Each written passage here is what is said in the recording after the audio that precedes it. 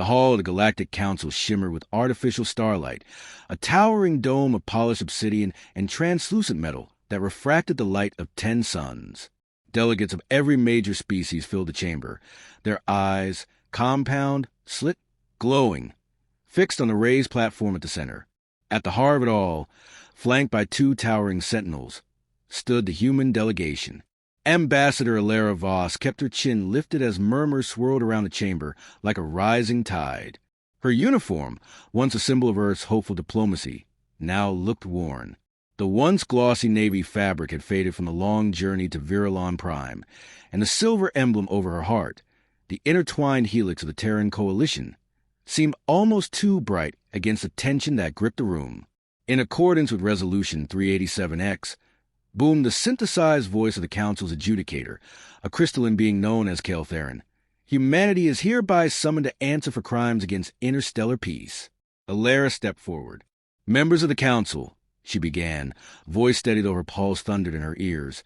We acknowledge the incidents you cite, colonial skirmishes, disputed resource claims. But we refute the charge of systemic aggression. We have always sought to negotiate. We've built with diplomacy, not destruction. The silence that followed was louder than any shout. Then came the slow rustled dissent. A Myroxy delegate clicked its mandibles. Negotiate? With railguns? With orbital sieges. We defended ourselves, she replied sharply, when attacked, when isolated, when cornered. A tall, mantis-like being from the Axiari Confederacy tilted its head. You destabilized 3 border systems. You mined atmospheres. Your AI breached sovereign data matrices. You poisoned first contact. A flicker of something passed through Alara's eyes. Regret, anger, maybe both. We evolved quickly. Too quickly, perhaps, but we came in peace. We wanted to belong. From the shadows at the edge of the chamber, Commander Rylkos watched her.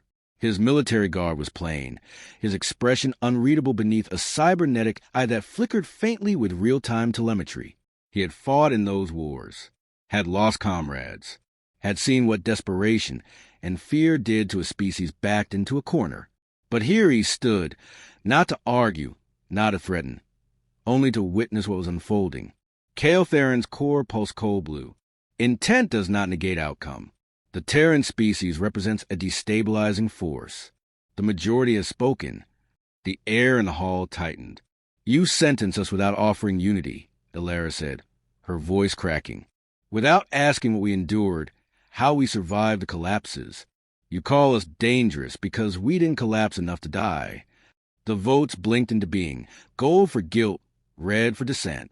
Planet by planet, alliance by alliance, the stars turned against Earth in real time. Humanity, Keltherin pronounced, is hereby exiled beyond the known systems. All diplomatic ties severed. All technological permissions revoked. Your presence within council space is henceforth forbidden. Gasps. Silence. Then the slow murmur of finality. Alara's knees nearly gave out. Kos moved to her side silently, gripping her elbow. Not for show, not for politics, but for solidarity. We will survive, she whispered to him, to herself, to no one. They were given 3 days. The evacuation of humanity's embassies, colonies, and outposts was neither orderly nor honorable. Council enforcers arrived at stations with shutdown codes, dismantling Earth-built tech in hours. Children were woken from sleep and carried on to freezing transports. Commanders burned archives and AI cores to keep them out of foreign hands. Planets where humans had lived in peace for generations turned cold with suspicion. Their neighbors looked away. On the last day, the fleet assembled, 128 ships, hastily converted from science vessels, freighters, and colonial barges. No weapons, no shields, no home. General Rylkos stood on the bridge of the Soul's Promise, watching her shrink on the forward screen. Its blue ocean still turned. Its cities still glowed. Signal received, the helmsman said. We're clear for transit. Kos hesitated. Marked the trajectory? Confirmed. Exile Vector leads beyond the Vascari expanse. Uncharted. He gave the order. The stars stretched. Earth fell behind. They flew into the dark. There was no welcome on the other side. No habitable world waited, no automated beacon or council oversight. They emerged into a dust-choked system orbiting a dying red star, its outer planets frozen husks, its inner ones scorched stone. But on the fifth orbit, life, a planet large and dark, wrapped in stormy atmosphere and towering mountain ranges. It was brutal, but it was enough. They called it Zarian. The landing wasn't smooth. Supplies ran short within days. Civilian leaders clashed with military commanders. People died of sickness, of injury, of despair. Riots broke out in the agricultural domes when it became clear they had only weeks of hydroponic reserves.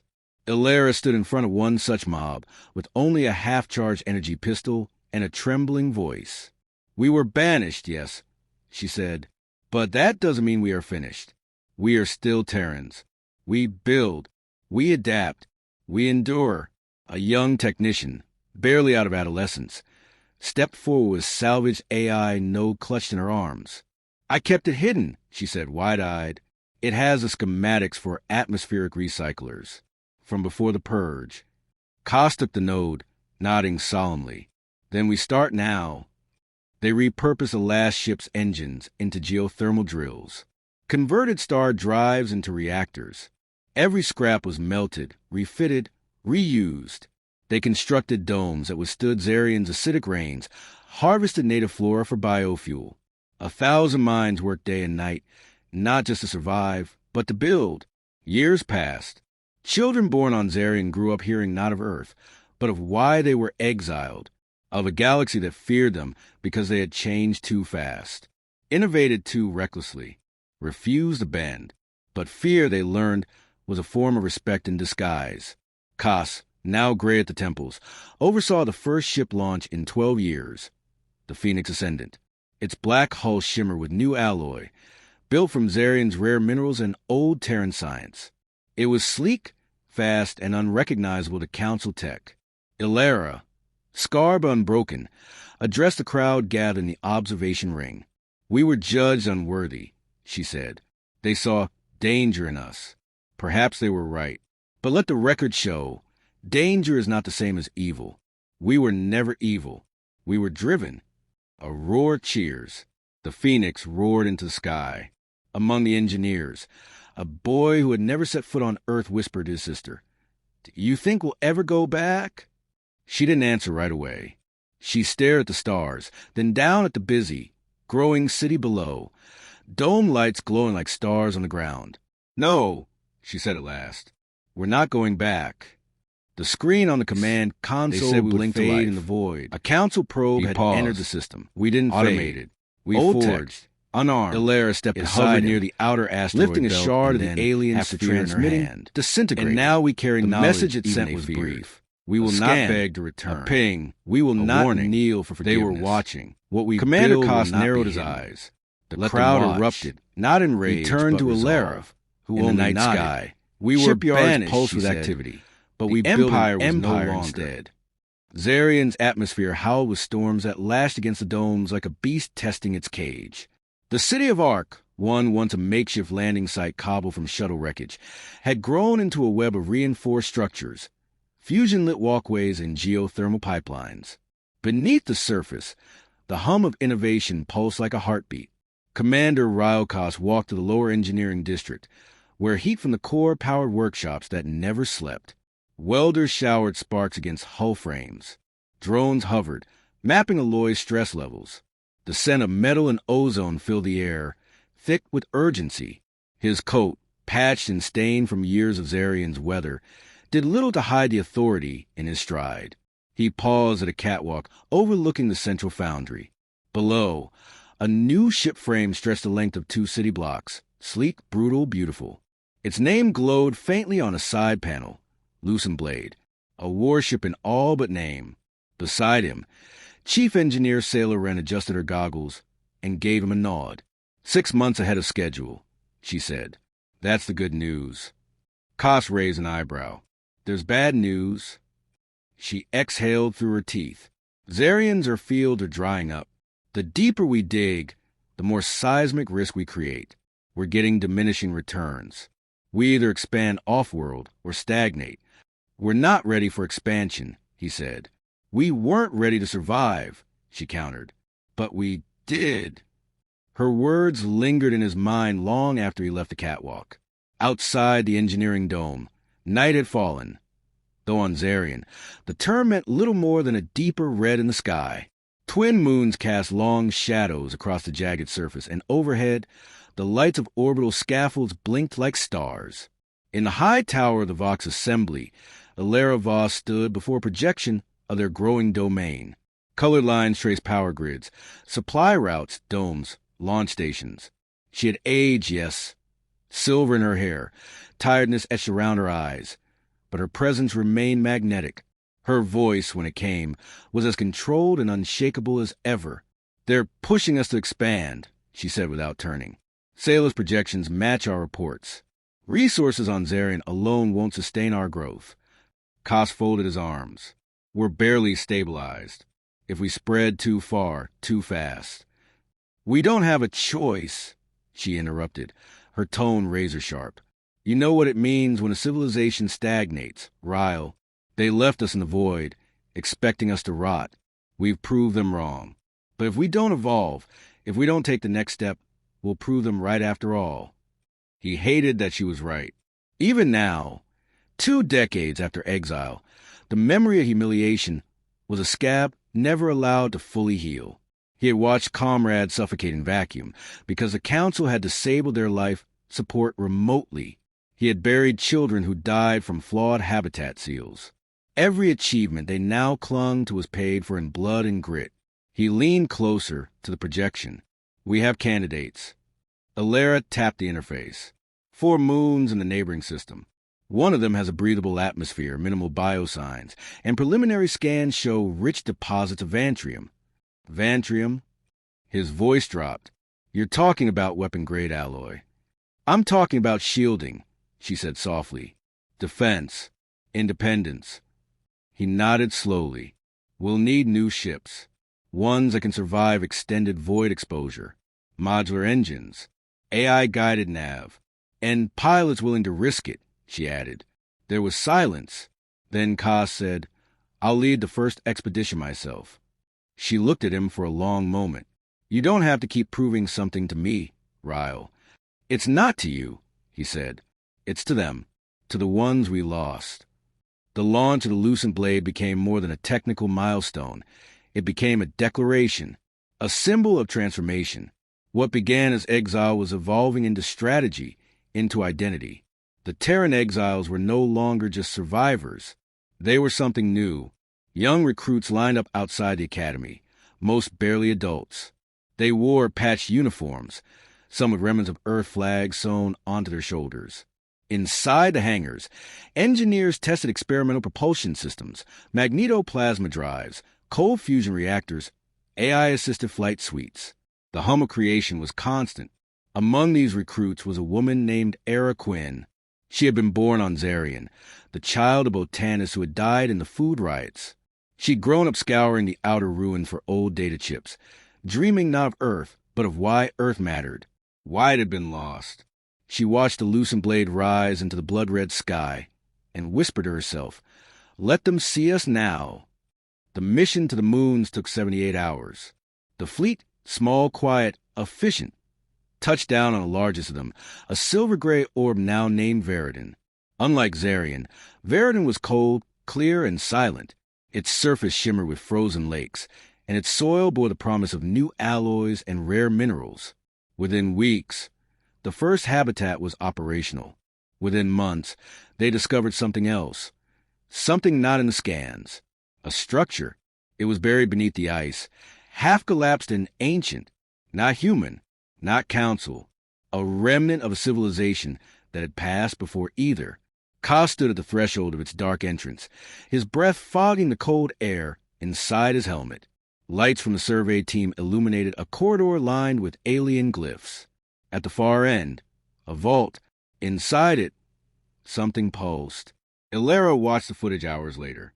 The object, a sphere of dark matter suspended in a lattice of light, defied immediate analysis. Sayla theorized it was a data archive, or a weapon, Or a warning. We should leave it, Ka said.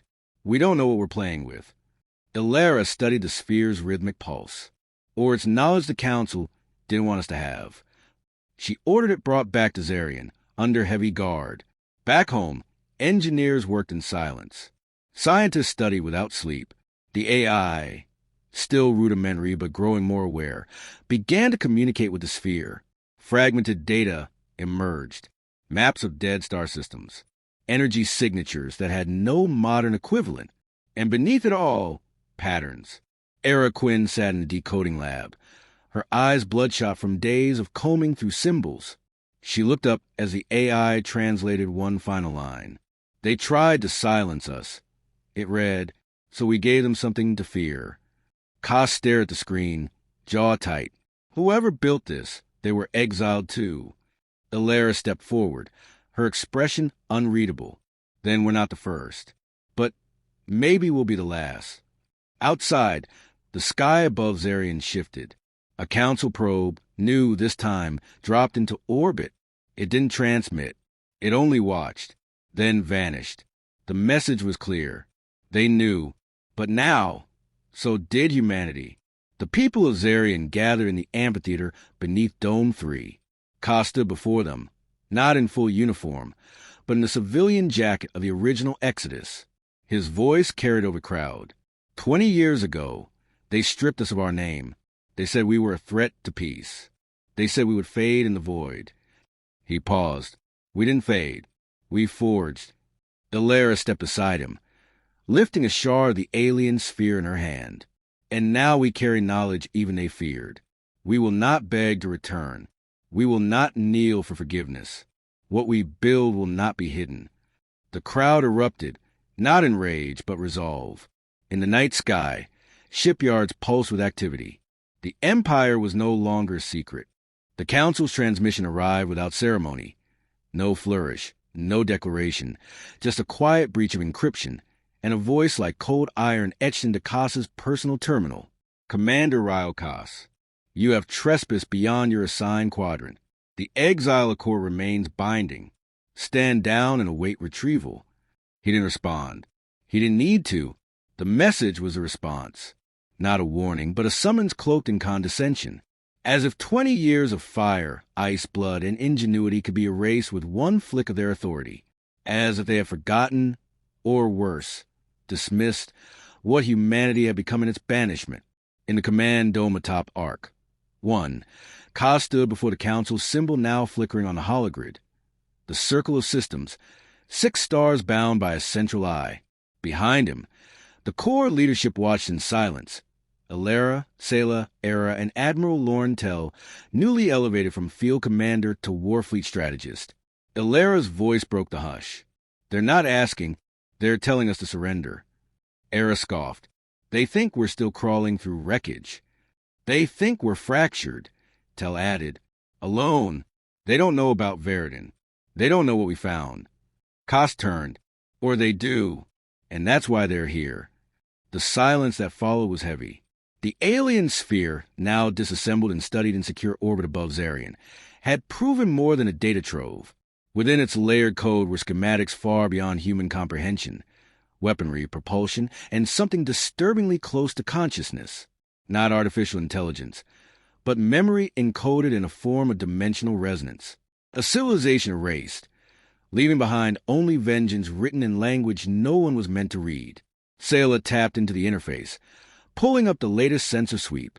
We've tracked 6 Council dreadnoughts en route to our sector. Full stealth profile. They'll be here in 9 days. They're not just here to watch, Era said quietly. No, Ilera agreed.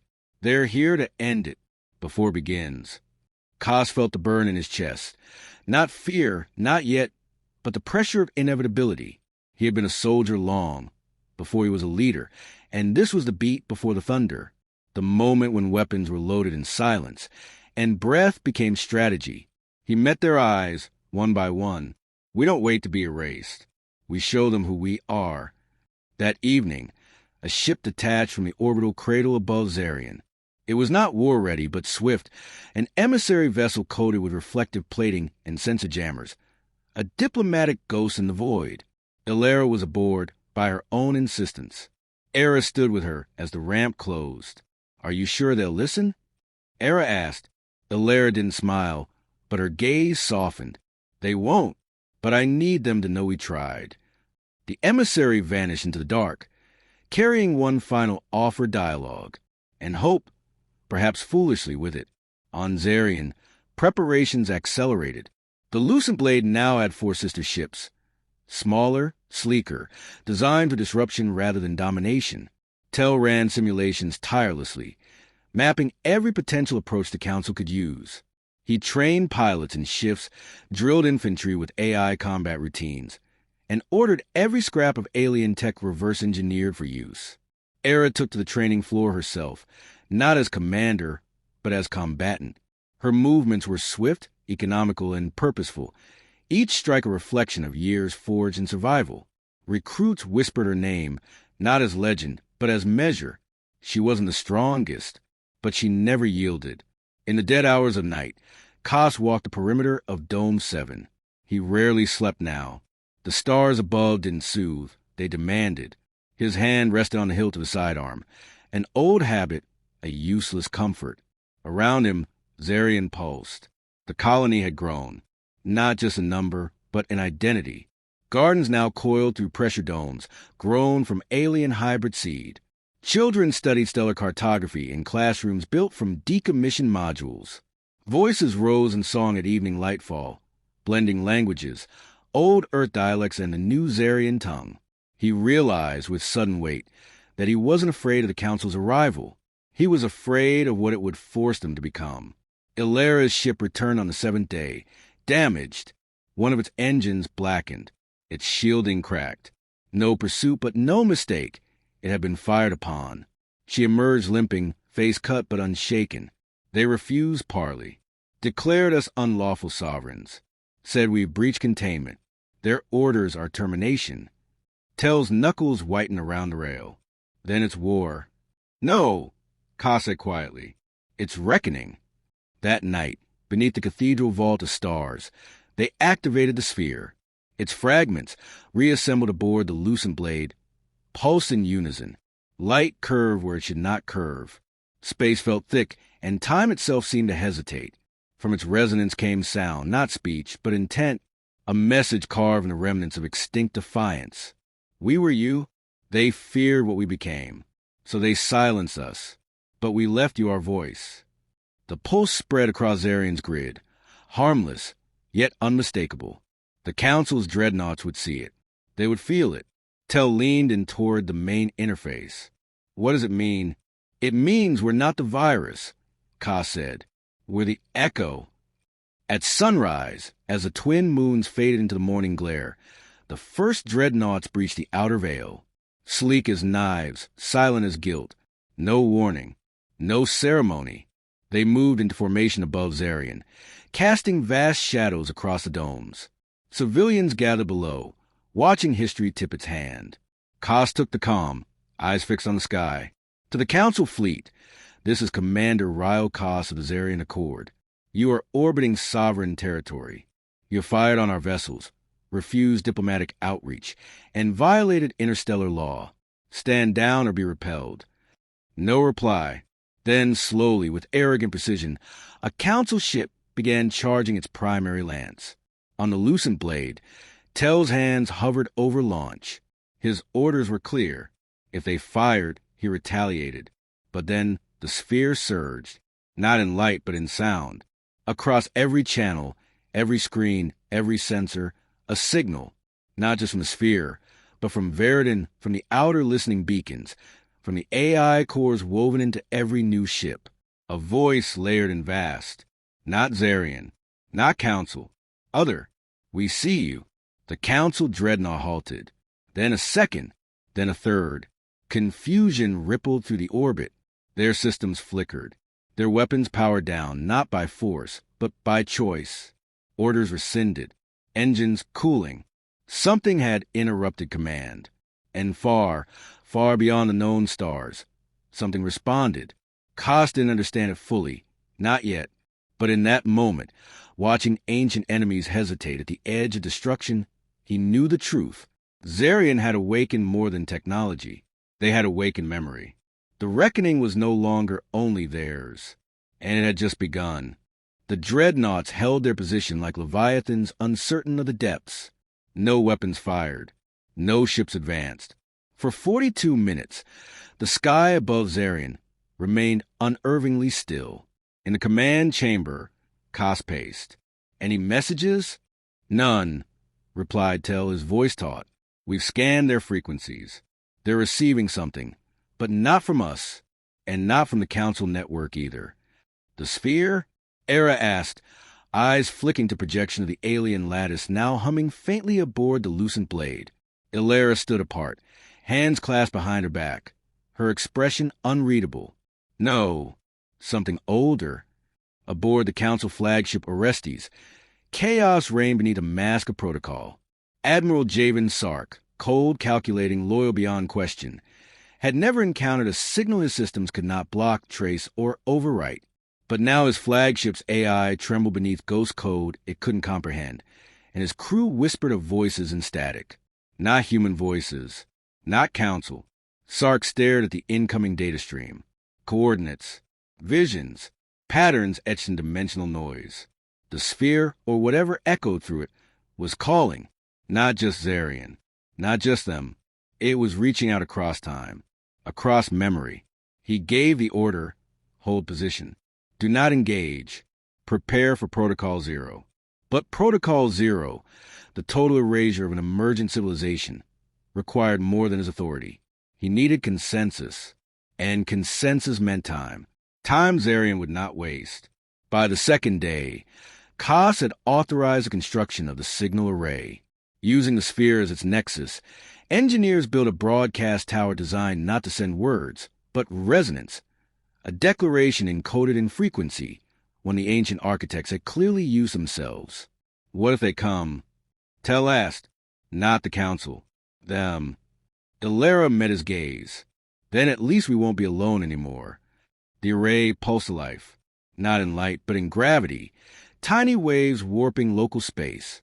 Era stood atop the outer scaffolding, her body silhouetted against the twin moons, and watched as the first pulse reached beyond Zarian's orbit into the black. Then something answered. It wasn't a ship. Not at first.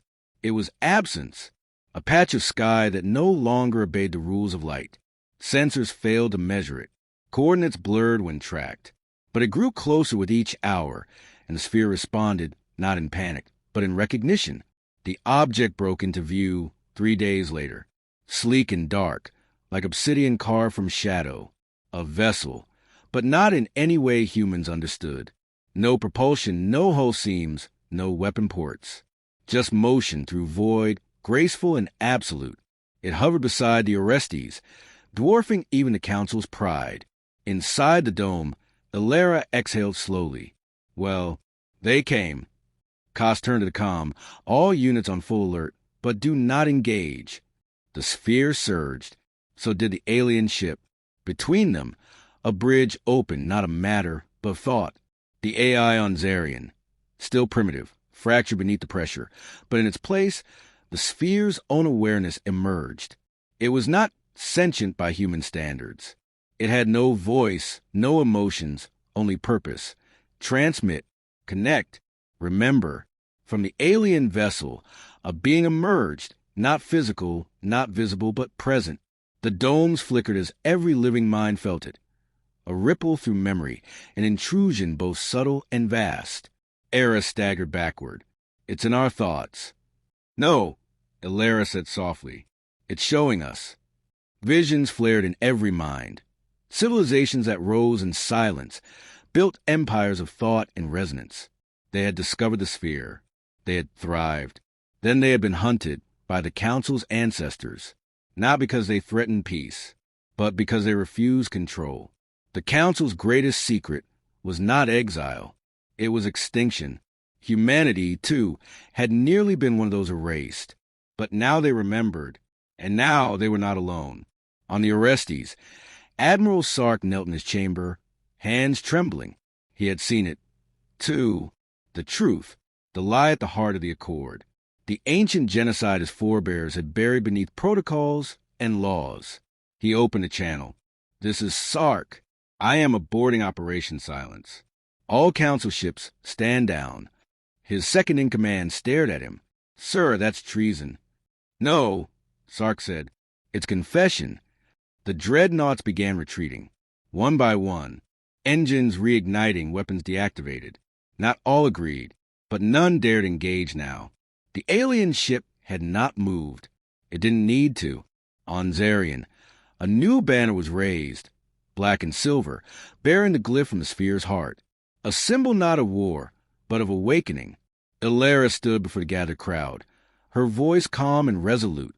They feared what we might become, but we were already becoming it.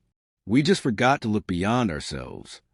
Ka spoke next, no longer the soldier, but the sovereign. We were banished to die. Instead, we found truth. We are no longer the exiles. Era, the youngest among them, the bridge between past and future, took the final step. We are not the council. We will not become them. We remember, and we rise. The crowd erupted, not in thunder, but in stillness, a reverent quiet like the moment before first light. The alien vessel remained for 6 days. Then it vanished, not with force, but with elegance, like mist evaporating at dawn. But it left behind a map, not of stars, not of space, a network, dozens, hundreds of lost civilizations buried in the dark, waiting to be remembered. Zarian's empire was no longer theoretical. It had begun. Ships launched not to conquer, but to connect. Each bore the sphere's glyph. Each carried ambassadors, engineers, historians. And where remnants of old extinction were found, Zarian built instead. Not all welcomed them. Some feared, some attacked, but none could deny them anymore. The council fractured. Factions rose within.